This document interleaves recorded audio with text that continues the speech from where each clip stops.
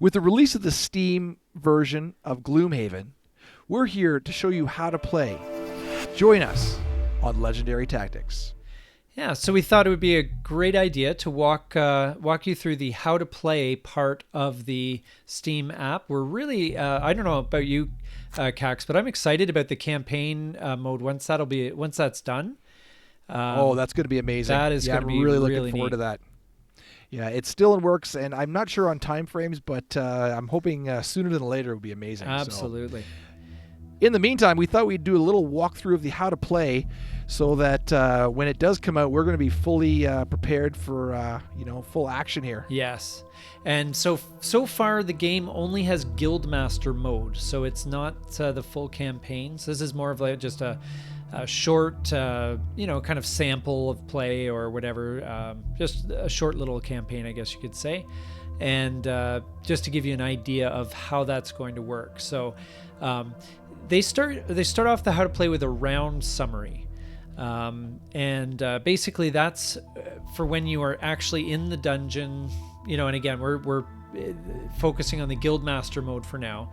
But in the full game, this is when you're actually in the dungeons and, doing the round by round kind of movement and attacking and that sort of thing.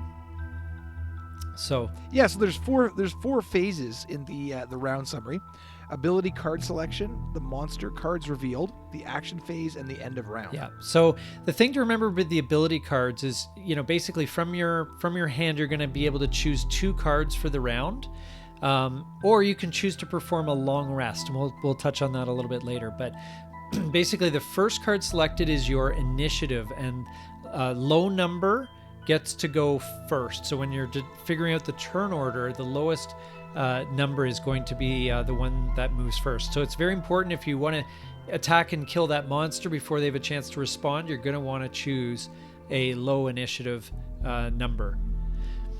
And then with the monster cards, so each monster is going to have a type. So there's going to be zombies or whatever, skeletons, werewolves, yeah. Yes. And so you're going to flip up a card, and that will give them the initiative of that class of monsters, and will basically give them the actions that they're going to do, and then the action phase. So the action phase, the lowest starting initiative, and you mentioned that, Nate. Whoever has the lowest initiative number gets to go first, and players and monsters, doesn't matter who has it, will start out their action rounds, and they're going to simply act out their actions, and it's going to be single action cards, and the players select which 2 opposing half cards they want to play. So you have to use a top and a bottom card. So you'll work through a top that of in one the card action and a phase. bottom of the other. Correct. Yes. So you'll have to pick one of each, and that would be your action phase. Yeah. And then the end of the round. During that, I forgot if you mentioned this, but the monsters just take a single action. They just do what they do. And everything, again, happens in order of initiative from the lowest initiative to the highest number. And one other important detail in the action round, the action phase, is that the players may use any item cards you have at various points in your turn. So you can throw those in as well as bonuses. Yep. So you do have that ability as well. And then at the end of the round, if there's any active effects that have been continuing throughout the round, then they end here, and they're either discarded or burned. And then the infused elements, and we'll touch on what that is all about. They basically go from strong to waning, and then to inert. And anyway, then the modifiers are reset. All right, so moving on to the ability cards. Okay, so there's a number of different areas you want to consider the ability cards. And the first, of course, will be selecting your card. Yes. And you're going to be looking at 2 different cards. And as we mentioned, you take the top half of one and the bottom half of another. You've got to take a top and a bottom half. And those cards will determine your play for your action round, your action phase. Yes. And you can also choose to do a long rest. I can't remember if we mentioned that, but we'll touch on that. So you can basically skip your turn and do a long rest, which is kind of funny because if you're in the middle of a battle, it seems kind of ridiculous to just kind of lean on the wall and and chill. Well, Stop for a minute. Hey Whoa, guys, I gotta catch my yeah, breath yeah, here. you Just gotta catch take a breath. it for now. It's all you. So so as you said, the top half of the card will be used for the first action of a character's turn. The bottom half must be used for the other. So it's all about finding that right combination that's going to maximize your initiative with your abilities and all that sort of thing. So that's pretty cool. It's actually kind of a neat mechanic that they have built in, because instantly it just creates this brain burner situation where you're kind of pairing two cards together. Yep. And I've often run into the snag where it's, I can't find a top and a bottom that fit beautifully together where it's going to really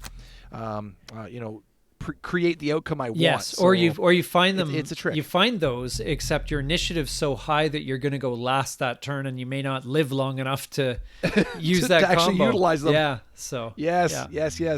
Yeah. So if on the initiative screen here, it basically reinforces that idea, and it has the shield bash 15. And you can see on the image here, you can see the monsters with the different initiatives. There's 18 and 29, and then a character with 63, etc. So, that's the you don't know. So when you draw the so with the 15, you would be going first. Probably that you would have your first initiative with those current numbers in play. Yes. The 15 would go first. Yes, absolutely. And so at the point where the player character chooses their ability cards, you don't yet know what the monsters are going to do. So you have to try and figure out whether you want the character to act early or late in the turn without knowledge of what the monsters are going to do. So that can be tough to plan. It's another element of, you kind of read the tea leaves and try and guess what the best approach is going to be. In my experience, you do want to try and go with a lower number, though, as low as you can, because if you can, that is going to only help your initiative rating and hopefully get you closer to the first of the play. And as I said earlier, each type of monsters have the same card for that turn and therefore the same initiative. So it's just a single entry in the tracker, so to speak. Yeah, I was just going to say the card layout, and actually there's 4 main parts of every card that you kind of want to keep in mind. There's the card title. There's of course the initiative, which we've spent some time talking on. There are the actions of the upper and lower half, and then there's the default actions. Yes. So the first 2 are pretty obvious. So the title is going to be more for your, once you get to know the cards well. You'll just need to see the name and you'll know exactly what it represents. The initiative is in the circle in the middle of the card. So in this case, 61, below average initiative, but I would say so. Yes. Yeah. And then the top half will be something like, you can see in this case it's attack with attack 6. So. And it's got the sword, which is a melee attack, if I'm not mistaken. Attack, yes. So every card has also a default action. Okay, so you have the ability at the top, but you can always choose in the basically attack 2 for the top action, or move 2 for the bottom action. So you always can. You can kind of see how it's implied graphically, but you can always choose attack 2 or move 2 without having to do the other stuff if you don't want to. Yeah, if they just don't fit your current idea, then you can always default to that as well. So that's an important thing to keep in the back of your head. And moving on to using abilities, okay? And so you are presented with the 2 cards you chose for the turn. Once you start your turn, then you look at what you've done to yourself, and you can choose the first action to use for the 2 actions a player can perform in a turn, bearing in mind that the main action or default action from the opposite card half on the other card will then have to be your second action. So here, if you want to use this top action attack 3 on unstable upheaval, then automatically the bottom action on crater has to be used. It has to be your second action. Now, it can go vice versa, too. So you can use the bottom action on Unstable and the top action on Crater as well. Yes, but I believe if you do that, you have to accept the initiative that is. You can't take the initiative from Unstable Upheaval and then apply it to Crater, if I'm not mistaken. Correct. Yeah. Yes. All right. So, and then, so basically they're acted out in the order that they appear on the card, but you can skip some as long as the effect is not negative. Okay. So if you look at the bottom half of Crater here, it's a bit hard to read. But did you want to read that out? Maybe, Cax? On Crater? Yep. All adjacent allies and enemies suffer 1 damage. Yep. And then you would move 4 or jump, and all adjacent allies and enemies suffer 1 damage. Yeah. So you can move up to 4 hexes as a jump. So it's a property of the move ability. It's not another ability in itself. And you can basically look at the smaller font, and that will kind of let you know the properties of the abilities, basically. And then, once again, you know, all adjacent allies and enemies suffer 1 damage, which is great when you're surrounded by enemies, but not so much when you've got your friends close by. So. Yes, indeed. Yeah. Now, also, if you'll see, and it's kind of hard to see in this picture here. I wish they could zoom in, but if you look, there's a little leaf there at the bottom of the Crater card. Elements. That's one of the elements. So you can consume if there's an element in the air, so to speak. You can actually consume that element, and that boosts the card's ability. It augments it to deal 2 damage instead of 1 and gain an experience point. So that only applies to the latter instance of damage that directly precedes it on the card. So it's only on that all adjacent allies and enemies suffer 1 damage. So that would boost it to 2 damage instead. Yeah, yes. Well, just after all 3 of the abilities are complete, then there's 1 experience point that is gained from the floating symbol due to the burned icon in the corner of the card is burned instead of being discarded for choosing this action. So one of the facets that's going to, and again, it's kind of hard to see in this example, but one of the things that happens over the course of you know, you're exploring a dungeon is that your card deck begins to wear itself down, and cards get, you know, they leave your deck, and so you have less and less options, and it's to represent you getting tired. And it's kind of a neat mechanic that way. It kind of, you know, it's just that exhaustion factor that as you use up your best cards, you may not have a lot left over to to manage that last wave of monsters that comes your way. So, which is the perfect segue to the next category, which is discarded or burned cards. Yes. And so there is a difference between the two.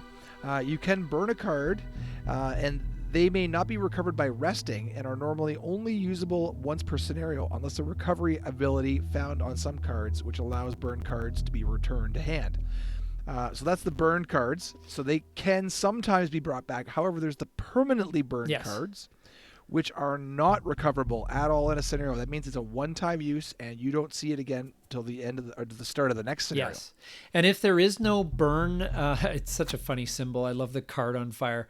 But if the cards are burned, then that means they're out of the deck for at least a you know, until the end of the scenario. But if there's no burn symbol there, then you just discard those cards, and they can be recovered back into your hand by performing a rest. And we'll touch on that a little bit later. In fact, the next we'll touch on right away. We'll touch on it right now. Why not? Let's talk about it now. There's a really nice flow to this. Yeah, it's good. I really appreciate the flow of how they've set this up. This has been very sharp. Yes. So rests and recovering. Discarded cards can be returned to hand by performing one of the following types of rest. You can do a short rest or a long rest. Yeah, so, and this is where your deck kind of begins to wear itself down. So when you have discarded your cards down and you need to recover them, you have 2 options. You can do a short rest, where basically when you're selecting your cards, you can randomly burn one discarded card, and that means it leaves the scenario, not to return until at least, well, usually the end of the scenario. That will return all the discarded cards to hand. So if you'd rather keep that, and again, it's a random card that gets burned. You don't get to choose. So if you'd rather keep that card, you can suffer 1 damage and randomly burn a different discarded card once per rest. So you do have, if it's a card you really, really need, you can recover it, but it's going to mean that you have to take a damage. So alternatively, you can take a long rest. So that means you don't choose any ability cards during that turn. You basically just choose a discarded card to burn. So you, again, this isn't a random one. You choose a discarded card to burn. You perform a heal 2, which gives you 2 health back. And you recover all other discarded cards and refresh all of your spent item cards with an initiative of 99 for the round. So that means you are going last with this action. So if you're down to 1 health, you may not live to actually do the heal, if you know what I mean. See another day. Yes. That's so right. Yes. But basically, you skip your turn. You don't choose any ability cards. If you'll notice again with a short rest, it's during the card selection you can actually do the random burn and get draw cards back into hand. So you have that option if you're in the heat of battle. But if you have the time, long rest is certainly better because you don't mind waiting till the very last. Because you get a heal and you also get to choose the discarded card. So it's a better way that way. And then moving on to active bonuses. So some cards may contain an active bonus effect that applies to either the end of round or if the condition is met. These cards appear in the active section of the character's hand until the effect runs out. Yes, so... And the active bonuses cards are then discarded and burned depending on the icon on the bottom right corner or as the action is usual. Yeah. So these are effects that will last throughout the action round, which is where everyone gets to do something. So so every character and monster gets to take their turn, and then at the end of that round, then these active bonuses are either discarded or burned. So when there's a bonus in effect, there's in the game there's going to be an entry alongside the character portrait. So you can see here that there's the frost armor. That this character has. So on the next 2 sources of damage to you, suffer no damage instead. So that's just and with that infinity symbol, that means that it's a persistent bonus versus a round bonus. Yes. So there are some which basically the effect applies until the condition is met, or until the end of scenario. Sometimes that can be the case. So sometimes it's basically has a experience point tracker or whatever, and there's anyway you'll just have to roll with the punches on that one. But then basically if you want to click on the icon, you can cancel the active bonus if you so choose. I don't know why you would necessarily, but anyway. It's not necessarily helpful to your current situation. Yeah. So now onto movement, and movement is pretty straightforward. There's 3 types of movement basically. You got movement X abilities that allow a character to move X amount of hexes, and that will be specified on your card generally. Yeah. So the move X is like move 2, for example. So it'll say like move 2 or move 3. Characters and monsters can move through allies, but they cannot move through their enemies or obstacles. So you'll have to move around those.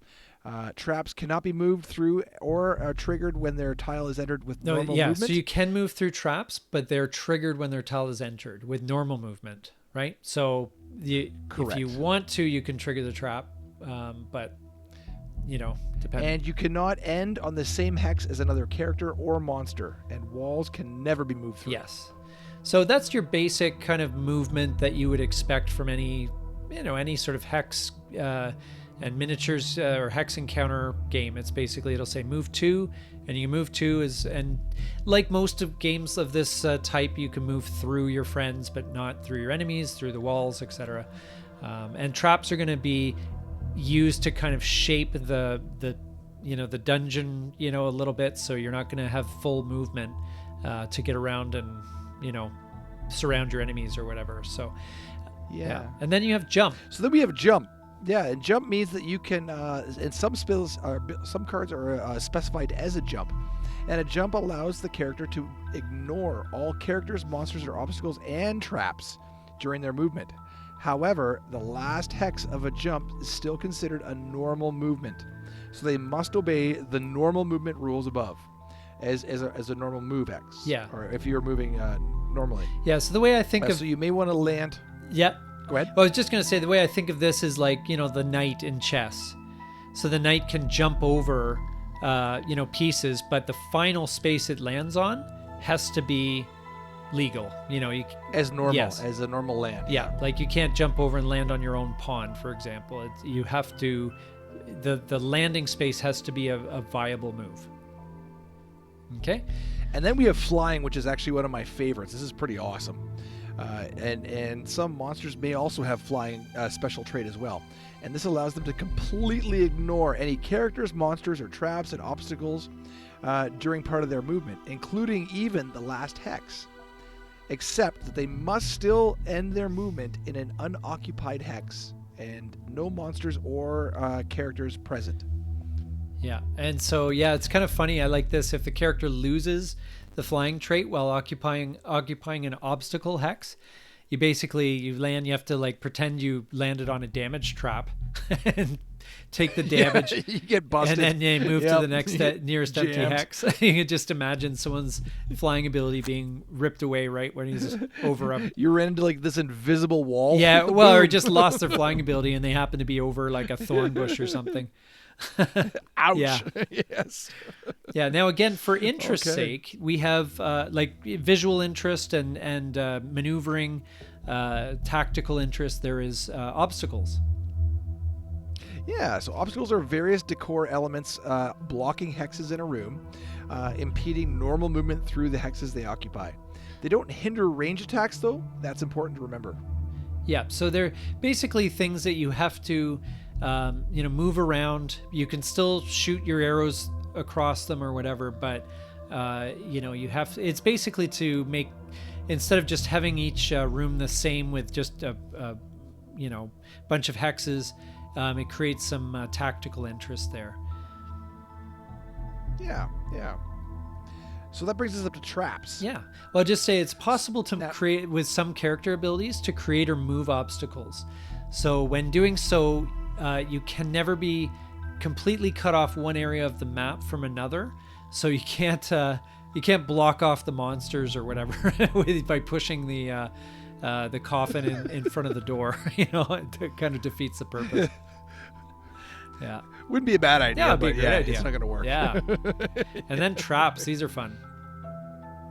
So a trap is sprung when a character enters its hex with normal or forced movement.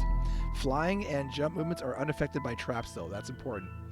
When a trap is sprung, it inflicts some kind of negative effect on the character who sprung it, and then it's removed from the board. A trap can be disarmed through specific actions or remove it from the board without suffering its negative effects. Yeah.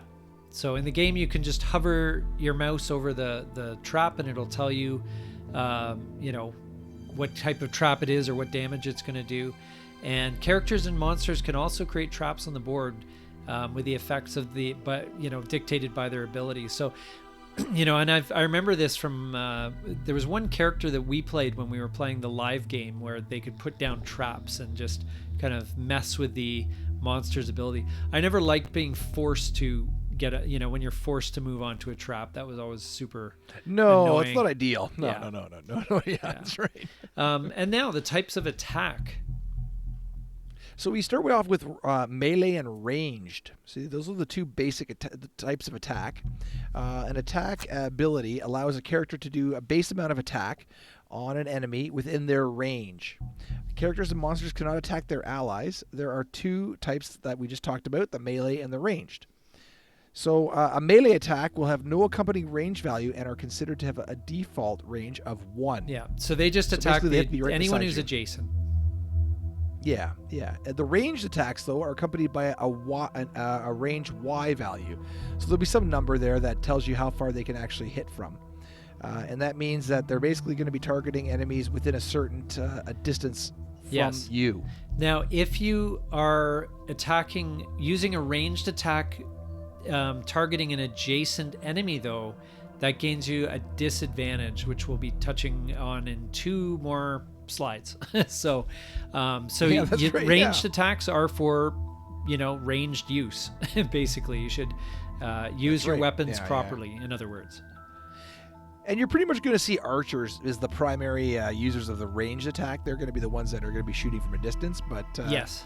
there are some other ones, maybe knife throwers or what have you, that will have the same kind of skills there with the range. Now, line of sight also figures into this as well, which is typical of games like this. So you have to be able to see your enemy, and this prevents you from shooting someone who's around a corner or something like that. So basically, and this is how it's done in the game, that you can draw a line from any corner of the attacker's hex to any corner of the defender's hex without touching any part of a wall.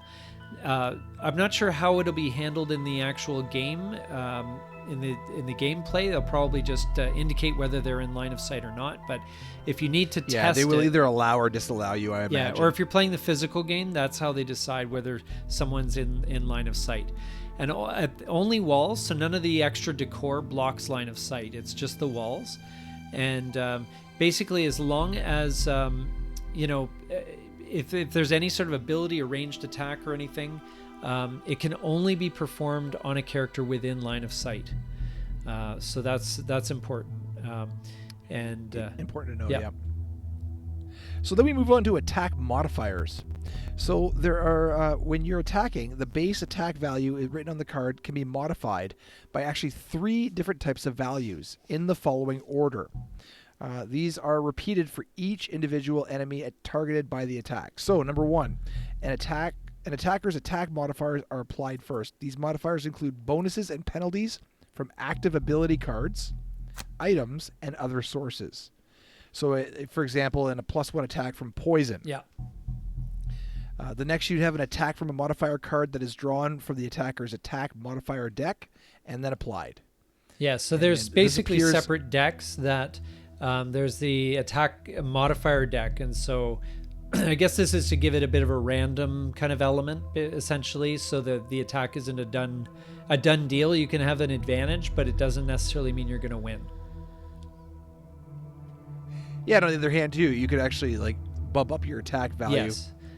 So you could, knowing that you have your modifier deck in play, you could actually go up against an enemy that you couldn't kill with just your regular attack value. Now, if there's a ×2, there's 2 cards in there where there's only one of them, and actually it tells you how many are left in the deck. It allows you to count cards basically with this.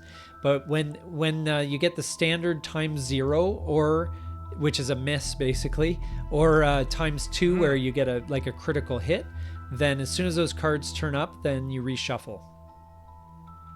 That's right. So it'll refresh your deck there. So the last thing we have to remember, though, is that the defender's defense bonuses are also applied. And this will reduce the incoming attack value of each individual enemy targeted based on their defender's own shield modifier or other defense bonuses. So they do have that defensive piece as well. Yes.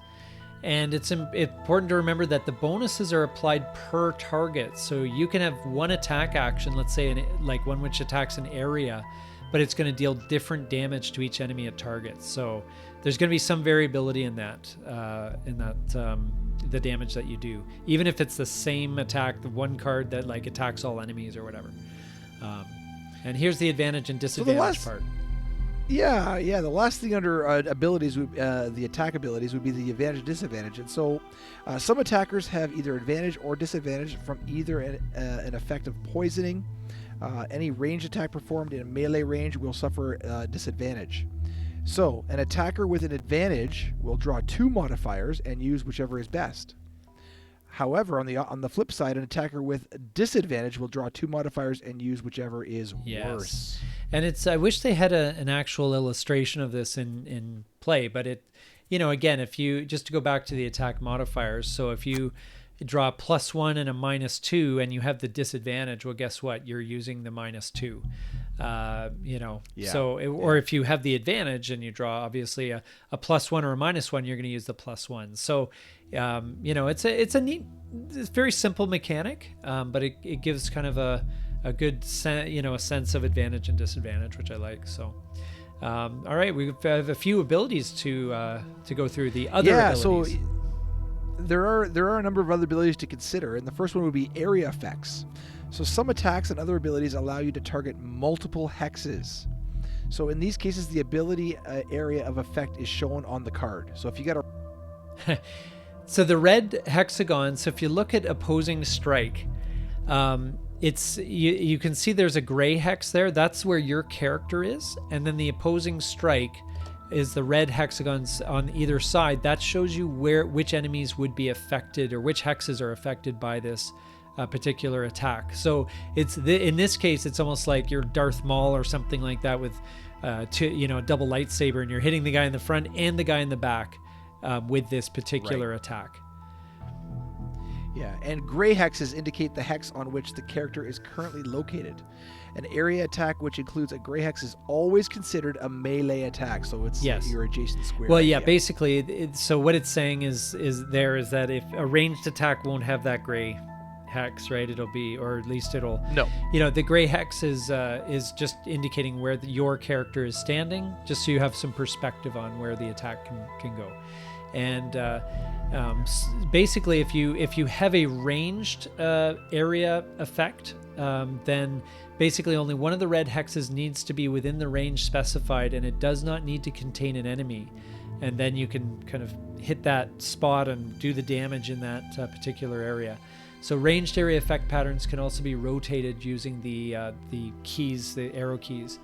And again, you can only attack enemies in hexes where you have a line of sight. So that's important. That's important. And it's sometimes tough to explain these rules without giving you better examples. As I said, if maybe we could do another version of this where we actually illustrate the cards in play so that people can get a sense of it. But this is the tutorial that's provided, so this is what we're rolling with for now. We're going to walk through it. Yeah.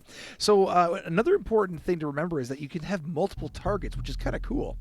And that some attacks are accompanied by a target X number of values, which means that the target can target a number of different enemies within that range. Yes. So as long as you're within range, you can hit multiple enemies with the same attack. But you draw a different attack modifier card for each target. So that's the variability that comes into play. But you can't, if you've got you can see this ranger type character is aiming to hit the skeleton and like the ghoul guy over here. You can't hit the ghoul twice. It has to be, if it's a split attack, then it has to be split. Yes, a split. Yeah, and you can't hit your friends. Yeah. Right. Exactly. No. Yes. Well, yeah. So even nice guy. if an ally happens to be in the way, they are not targeted by your attack. So no friendly fire. That's a good point. That's a good point. Yeah, it is off. Yeah. Yes. So that brings us to heal. Yeah. So you also have a heal ability, which allows a character to restore X amount of points. Hit points. Yeah. To themselves. Hit points or to themselves or an ally within its range, which is kind of cool too. You can actually heal up someone that's maybe getting close to mortal wounding there. So now, if it does say self, you can only use it on yourself. But if you look at the mana bolt, the bottom part of that card, heal 3 hit points at a range of 1. So basically, you can use it on yourself or anyone who is adjacent. That's right. So now that brings us to shield. And slightly different than heal. The shield will allow active bonus ability, giving the recipient a defensive effect that reduces any incoming attack value by X amount of whatever the hit points are. It's strength, let's say. Yeah. Yeah, the strength. Yeah, and multiple shield bonuses stack with one another and can be applied in any order. Yes, and the reason why that might shield be the bonus- case is if you have something that's about to break or whatever, you can have that. You can put that one last in order, so the other ones, you can hang on to an item or whatever. They give you the freedom to choose what hits which part of the shield when. Right, which brings us to retaliate.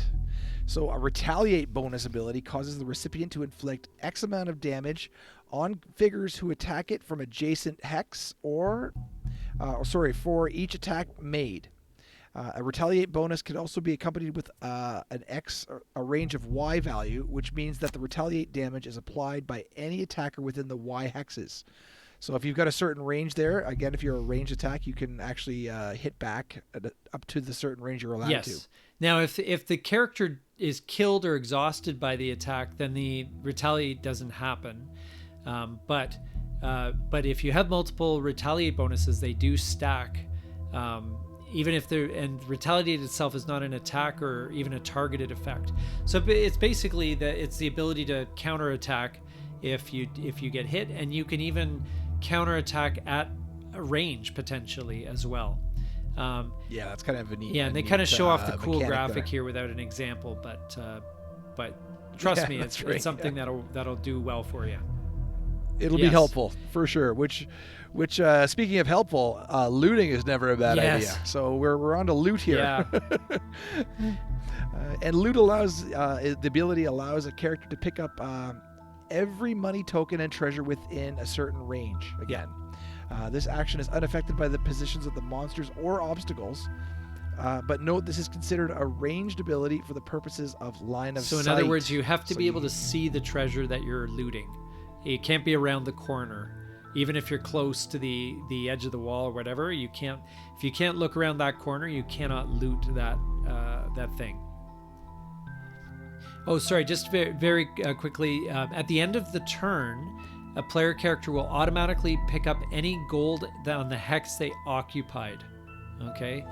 Summon characters don't do that, but basically, so if you happen to end your movement on top of a coin, then you will pick it up.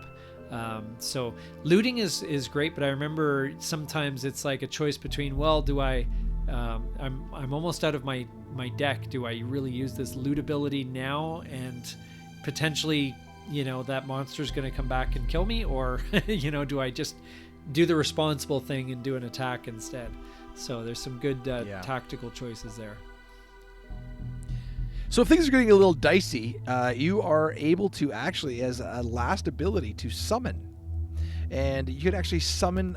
Some abilities allow you to actually draw people in to help you out. Summons are placed on an empty hex adjacent to the character performing the summon. And if there are no available hexes, the summon cannot be used, though. So you got to make sure you got room for your assistance there. Yeah.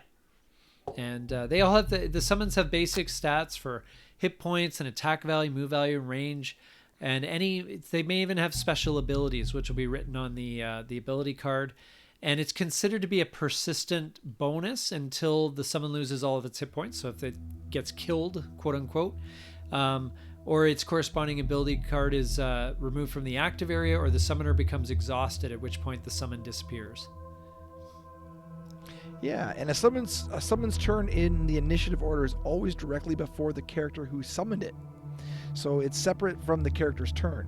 Summons are not controlled by the summoning player, but instead obey automated monster rules. So that's important. They follow the monster attack rules. Yes. And they are permanently performing the move X and the attack Y, where X and Y are its base and attack values, respectively. Yeah, and they use that player's attack modifier deck to perform its attacks. And you can have multiple summons in play at once. And they act in the order they were summoned. Again, just at one less initiative than your character. And they never take a turn in the round they're summoned. They got to kind of get their bearings. And of course, you take full credit for anything that's killed by a being that you've summoned. So that's right. So that's good. Right, yeah. And you can see here it's kind of vague, but aid from the ether. The bottom ability, it says summon mystic ally. That guy has 2 health, 2 movement, 3 melee attack, and 2 ranged attack. So you get a kind of a basic little minion there that you can use for doing your dirty work. And then it's the monster turns. Yeah, so now we have to talk about the baddies here a little bit. Yes. So, monster decisions, though, are controlled by a focus system using action cards to automate what the monsters will do on their turn. So all monsters will perform the abilities listed on their drawn card for the round in the order written. Yeah. They will not move or attack unless these actions are listed on the card. So you follow the prescripted like the rules. Bone Ranger. I can't believe that's actually a name, but anyway, it's attack one, but no movement, right? So they will not move. The Bone Ranger will not move this turn. The Bone Ranger, wah wah. Jeez. Yeah, and again, the monster cards which direct. So if there were multiple Bone Rangers, they would all use this same card, right? So in or bandit archers or whatever, they would all do the same thing in that turn. So it's kind of just to keep things reasonably simple. Yeah, exactly. Yeah. And that elite monsters will act first, and then the normal monsters of that type. If there's more than one elite monster, then it's given a type is present on the board. Then the monsters act in descending numerical order. So you start with the highest and work to the lowest. Yeah, well, basically, they get assigned like an identity. If you played the real game, I don't know if you remember, but in the tokens they actually have a number, so you can track the health of each monster and that sort of thing. And some monsters have like their basic level monster, and then they've got the elite level monster, which is the same monster but just boosted. It's like the equivalent of like the boss on in a video game. You'd have all like the minions, and then there'd be like the big minion guy. So that's the elite. That's right. Yeah. And he'll be attacking first. Yeah. Oh, sorry. Yeah, just very quickly, all monsters of the same type take individual turns at the same initiative. So they all take individual turns, which is important to remember. They don't, just kind of move as a collective. So, and then monster focus, yes. So this is basically letting where they are going to, who they're most interested in. A monster will focus on the enemy it can perform its current attack against using the least amount of movement. So it's basically going to be looking for the closest enemy.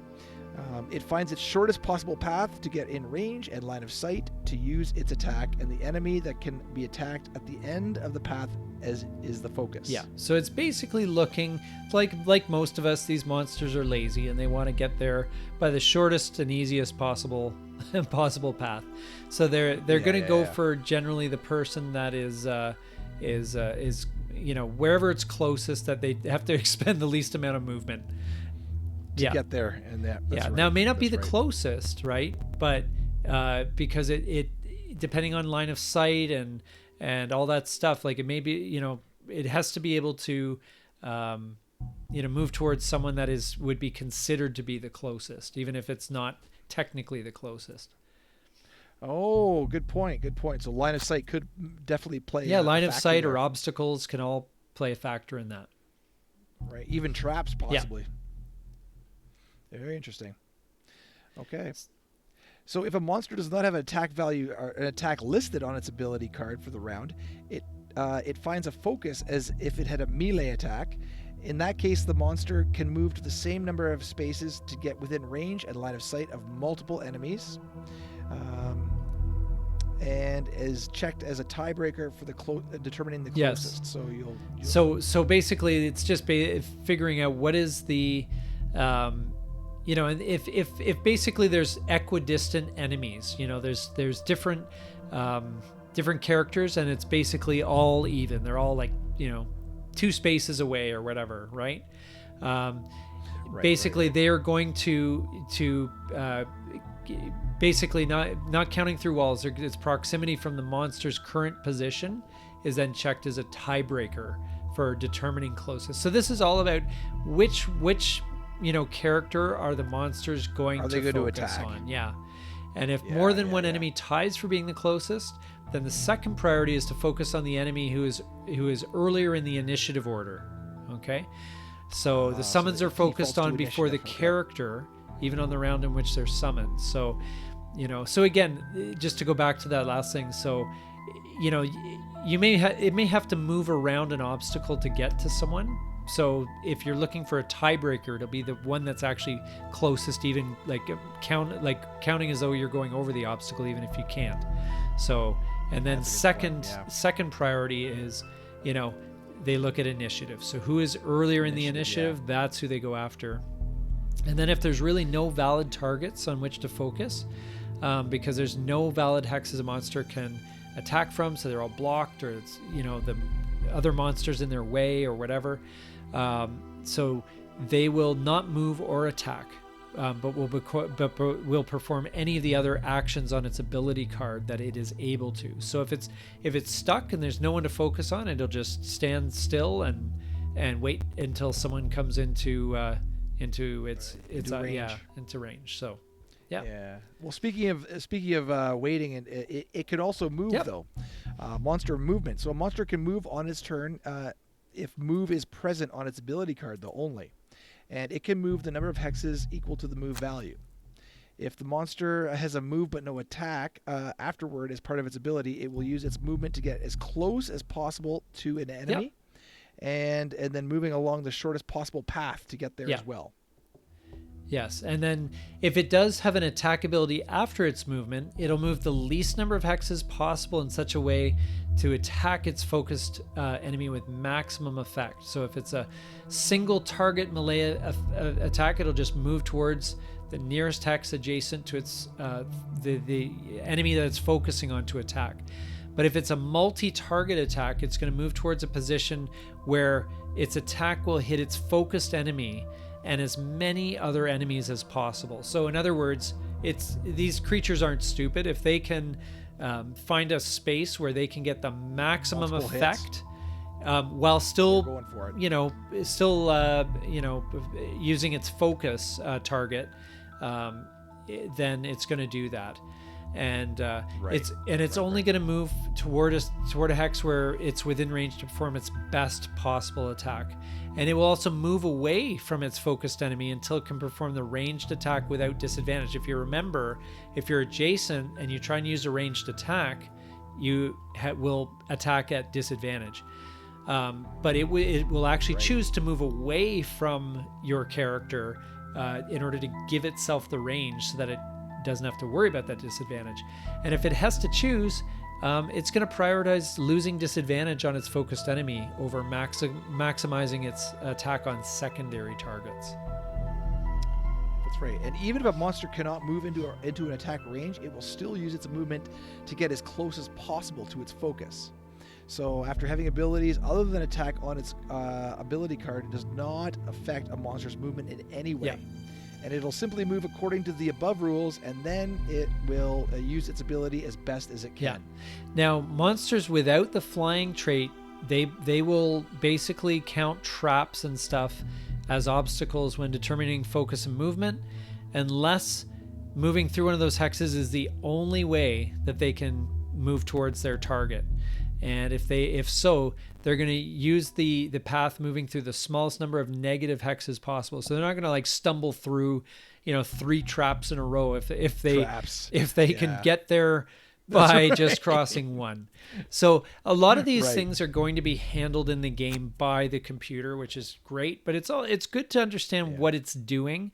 And certainly if you do decide to give the cardboard version a try, you're going to need to know this. The tabletop version, you'll have to. Yes. These all, by the way, all these rules do apply to the tabletop version. Yes, as well. exactly. So if you're playing it live, then you're going to follow these anyway as well. So and then finally, monster attacks. So a monster will attack on its turn if an attack ability is part of the drawn card for the round, and any damage dealt is calculated from the attack value present on that ability.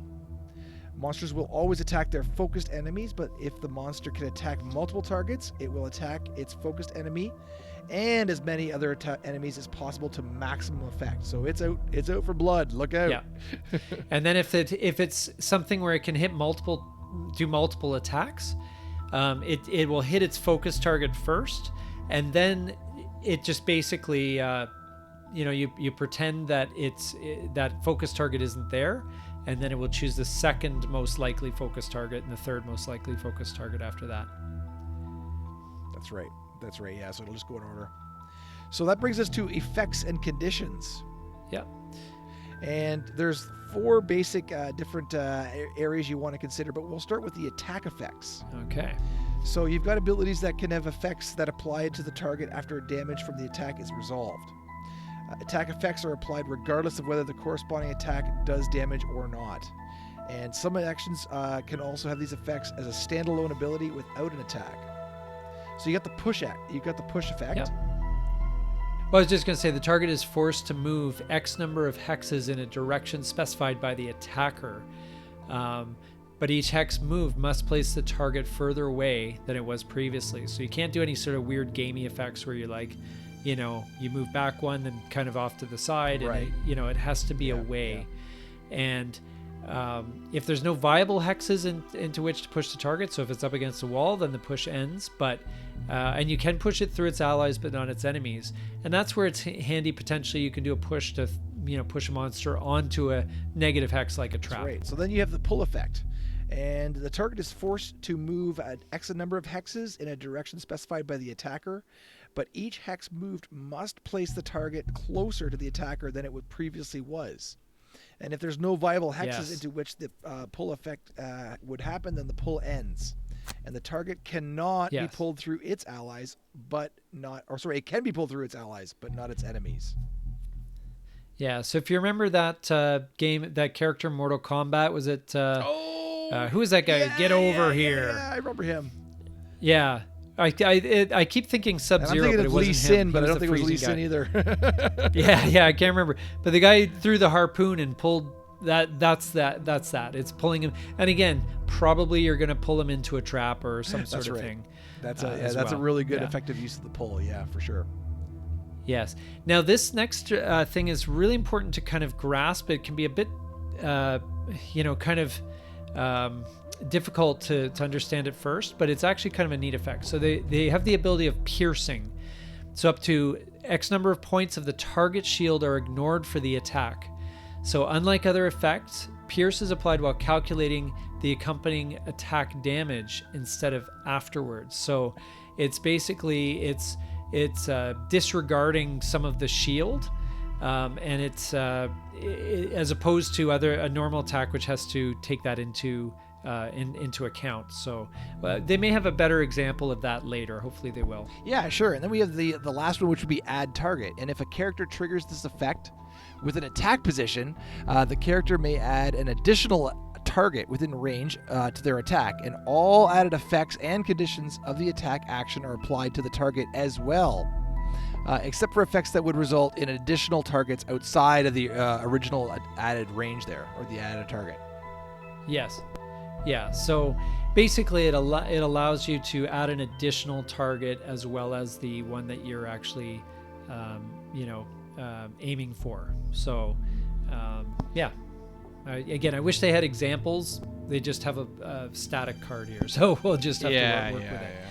And then there's negative conditions, right? Which certain abilities may apply conditions to their targets. So something like, for example, poison or something like that. So the condition remains until the requirements for removing the specific effect are met.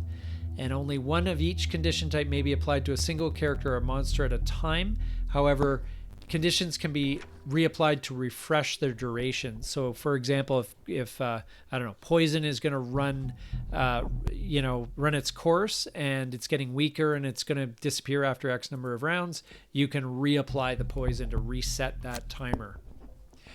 Yeah, and so there's a number of different effects here that you want to consider. Poison, wound, immobilize, and disarm. Yeah, so poison is if a target's poisoned, all enemies add +1 attack to all of their attacks targeting them. So that's going to mean they're going to, take some major hits as they're weakened. if a heal ability is used on a poison target, then that removes the poison condition but has no other effect. So it doesn't restore any health. It just gets rid of the poison. Right. So then you have wound. And if a target is wounded, it suffers 1 point of damage at the start of its turn. If a heal ability is used on a wounded target, the wound condition is removed. That's kind of important to know. And the heal continues normally. If a target is both poisoned and wounded, ouch.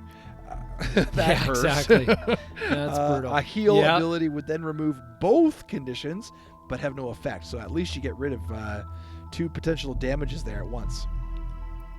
Yeah, and it's you know, you know, it's something that I remember when we played this game, you know, many times. You'd get a wound and it's just like a ticking time bomb. You know, you got to get healed because otherwise you're just going to gradually That's run right. out of health. Yeah. It's the slow drip, and right? Then, yeah.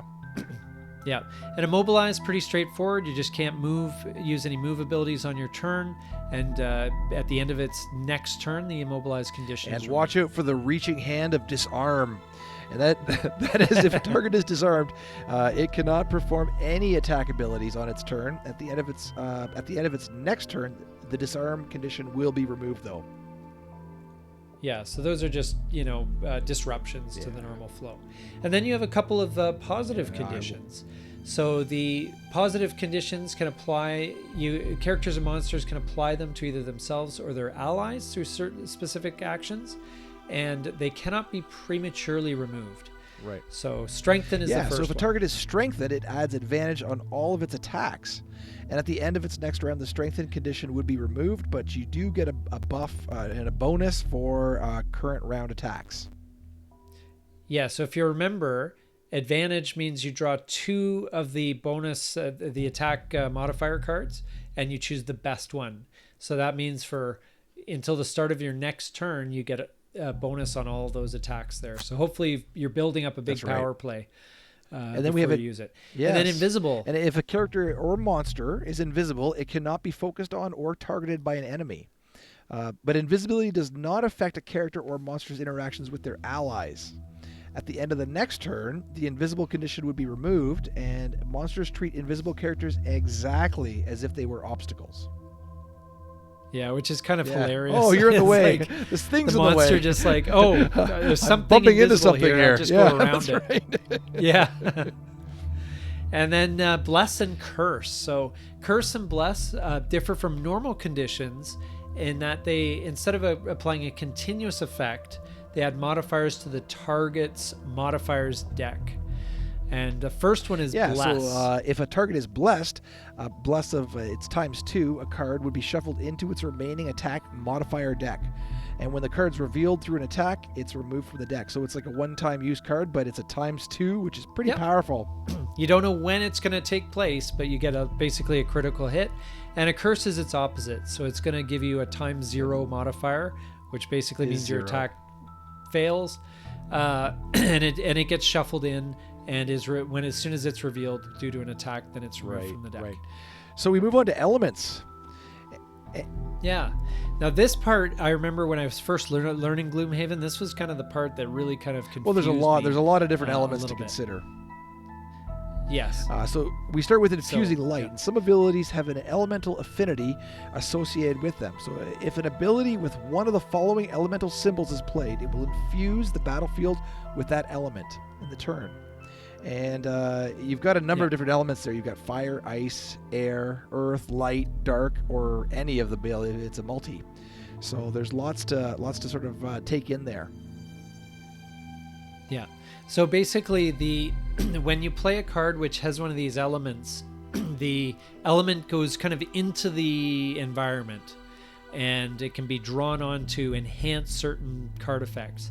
So when you play one of these cards, and basically that element goes into the environment as in its infusing state, and only at the end of the turn will the element infuse fully into the strong state. And then as such, it's not possible to infuse an element and then consume it within the same character's turn. So it is kind of where you're planning ahead, but it may be consumed by anyone later in the initiative order of the same round. And at the end of the round, strong elements become waning, and waning elements become inert and are no longer available. So they slowly to fade consume. out, basically, over time. They do, yeah. So it's basically when you first throw out that card, then it's, let's say, fire. Then the fire element is in the air. It's strong.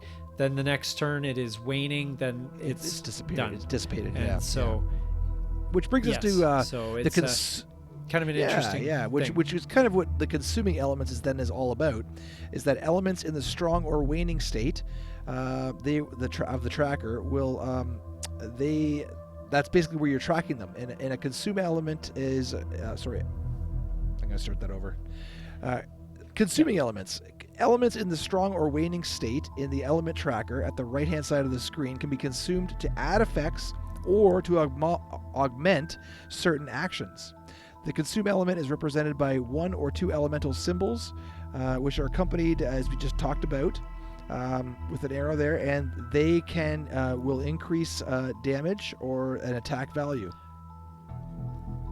Yeah, so the way I kind of think of these is basically that, when one of these cards is played and the element is infused into the atmosphere, it's almost like you have two strength points that are available that players can use. If they play a card that's going to use one or two of those strength points of that element that happens to be in the air, then that gives them the bonus, right? So that's kind of the idea. So if it's in the strong state, you have two strength points. The waning state only has one. That's right.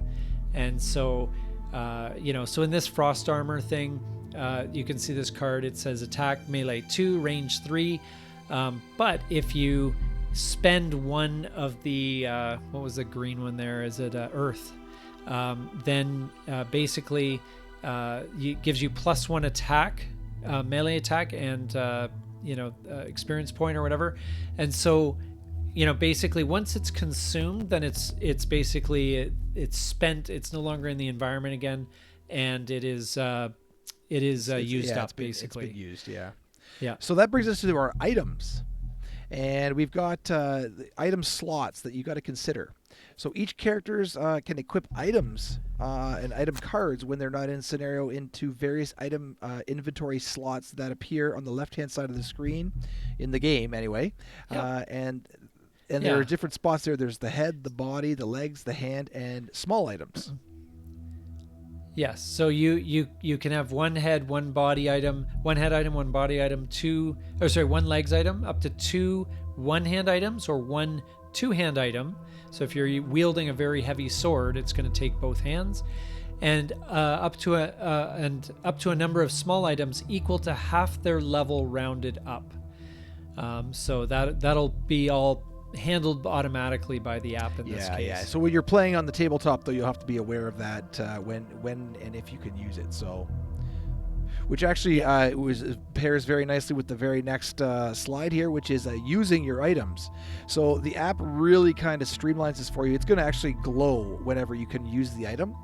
And so if it's glowing, you're able to use that item. And however, some items will only be usable in certain situations that either take damage and will appear above if it's applicable. Yep. And so if an item affects an attack, like it adds a bonus or an effect advantage, it's only available to be used before the attack is committed. So before the attack modifier card is drawn. You can't see what the effect is, and then you say, I'd rather not. I'm gonna just modify that. No. You just basically treat it as though it was written on the card that you played for the attack. And there's no limit to the number of items a character can use in his turn, or even during a specific ability, provided the item is still available to be spent. Some of them get used up, what have you. So, and any instance of applying the effects of an item card to a situation is considered a use. And basically, there's 3 different things that can happen to an item card after it's used, and they've got some icons here. Yeah, so you can have this, if you see the symbol there with the arrow pointing down, this symbol represents that the item has been spent after use and cannot be reused in this scenario until it's refreshed, or after... Either by a long rest or the ability's effect. So if for those of you who've played Magic or a lot of other games, it's like tapping. It's what they call tapping the cards, turning it sideways. So that's what that symbol is representing. So it's used, but you can refresh it and bring it back sort of so it's oriented vertically, and that represents that it's back and on the flip side of that, if you can't tap it out, then it's actually consumed, and that means that's that big red X there, and that means that the ability has actually been removed. So it's a one.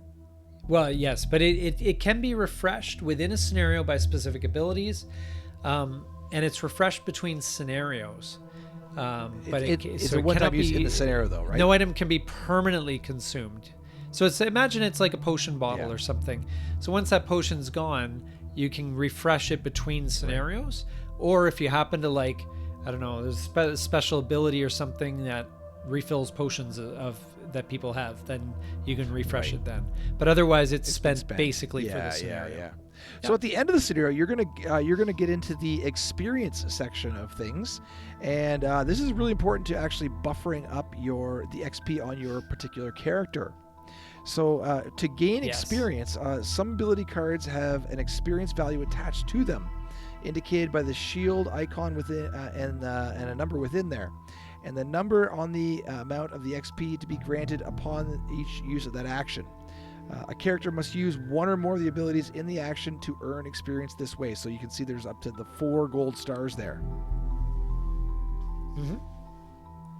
Yep.